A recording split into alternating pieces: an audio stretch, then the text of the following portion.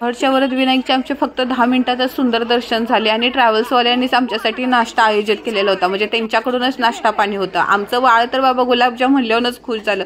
गरमागरम पोहे, उपमा, वडा आणि गुलाबजाम आणि पाहिजे तेवढा चहा, म्हणजे अनलिमिटेड नाश्ता होता।